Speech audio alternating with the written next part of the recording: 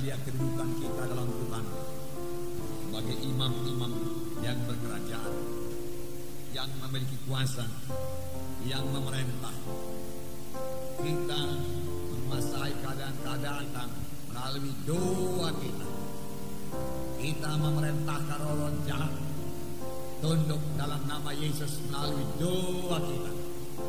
Anak Tuhan adalah anak Tuhan yang berkuasa. Tiap-tiap anak-anak Tuhan telah diberikan Tuhan kuasa. Oleh sebab itu biar saudara mengetahuinya dengan pasti bahwa saudara telah memiliki kuasa tersebut yang diberikan Tuhan bagi saudara, dan saudara memakainya dan berdiri sebagai anak-anak Tuhan. Maka kuasa dosa akan ditindas, saudaraku. Kuasa si jahat akan dikalahkan. Saya membacakan pada Efesus pasal 1 ayat 17. Dan meminta kepada Allah Tuhan kita Yesus Kristus, yaitu Bapa yang mulia itu, supaya Ia memberikan kepadamu roh hikmat dan wahyu untuk mengenal Dia dengan benar, dan supaya Ia menjadikan mata hatimu terang, agar kamu mengerti pengharapan apa yang terkandung dalam panggilannya, betapa kayanya kemuliaan bahagia yang ditentukannya bagi orang-orang kudus, dan betapa hebat kuasanya bagi kita yang percaya, sesuai dengan kekuatan kuasanya, dan seterusnya. Nanti kita sambung. Yang pertama kali doa Paulus kepada sidang Efesus, yaitu supaya mereka beroleh roh hikmat dan roh wahyu daripada Tuhan untuk mengenal Yesus dengan benar. Untuk mengenal Yesus dengan benar. Apakah kita sudah mengenal Yesus dengan sesungguh-sungguhnya? Paulus berdoa supaya Tuhan memberikan roh hikmat. Dengan perkataan lain, supaya Roh Kudus menolong mereka, memberikan hikmat kepada mereka, supaya mereka mengenal siapakah Yesus dan apakah yang telah diperbuat Yesus bagi mereka, apakah yang telah disediakan Tuhan Yesus bagi mereka. Kita hanya dapat mengenal Yesus dengan pertolongan Roh Kudus. Akal pikiran manusia ini sangat terbatas, panca indera manusia sangat terbatas. Hanya perkara-perkara rohani, apalagi perkara-perkara mengenai Yesus yang adalah Tuhan adanya. Percayakah saudara Yesus itu Tuhan? Inilah kunci, saudara. Tuhan Yesus adalah Tuhan yang hidup. Oleh sebab itu perlu pertolongan Roh Kudus yang memberikan kepada kita wahyu, yang memberikan kepada kita pengertian, hikmat. Siapakah Yesus itu dan apakah yang telah disediakannya bagi kita? Mengapa ini perlu, saudara? Sebab seberapa dalam pengertian kita tentang Tuhan Yesus, sebegitulah berkat yang bisa kita terima dari Tuhan Yesus. Saya ulangi, saudara.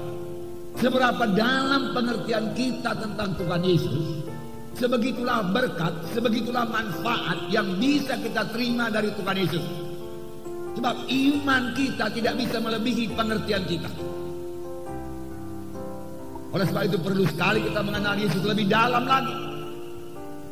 Tetapi pengertian kita bisa jalan lebih jauh lagi. Kita pertama-tama mengerti Yesus juga adalah penyembuh ilahi. Yesus mau menyembuhkan saya. Dia telah berbilur-bilur untuk menyembuhkan penyakit saya. Tidak ada yang mustahil pada Tuhan Yesus. Yesus hidup. Bilur-bilurnya masih berkuasa sekarang ini. Firman Tuhan juga berkata, oleh bilur-bilurnya kamu sudah sembuh. Lalu saudara mulai beriman, karena saudara mengerti Yesus itu penyembuh adanya. Ku terima bilurmu Tuhan, oleh bilur Yesus aku sembuh Tuhan. Hari ini kita melihat, saudaraku, Yesus lagi. Amin. Siapakah Yesus? Saudaraku, Tuhan Yesus adalah penguasa tertinggi di sorga dan di bumi. Saudara melihat banyak kerusuhan terjadi di dunia ini, banyak kejahatan terjadi dalam dunia ini, saudaraku. Setan gentayangan di dunia ini, saudaraku. Kejahatan merajalela di dunia ini. Tapi satu hal yang pasti, saudaraku, Tuhan Yesus masih di atas takhta, dan Tuhan Yesus tetap memegang kendali. Bukan setan yang memegang kendali, Tuhan Yesus yang memegang kendali. Termasuk Tuhan Yesus memegang kendali atas Indonesia ini, saudaraku. Dia yang berkuasa. Nah, Efesus pasal 1, ya. ayat 20. Kita sambung ayat yang tadi. Yang dikerjakannya dalam Kristus dengan membagikan dia dari antara orang mati dan mendudukkan dia di sebelah kanannya di sorga. Jauh lebih tinggi dari segala pemerintah dan penguasa dan kekuasaan dan kerajaan dan tiap-tiap nama yang dapat disebut. Bukan hanya di dunia ini saja, melainkan juga di dunia yang akan datang. Amin. Yesus dalam hati saudara, amin.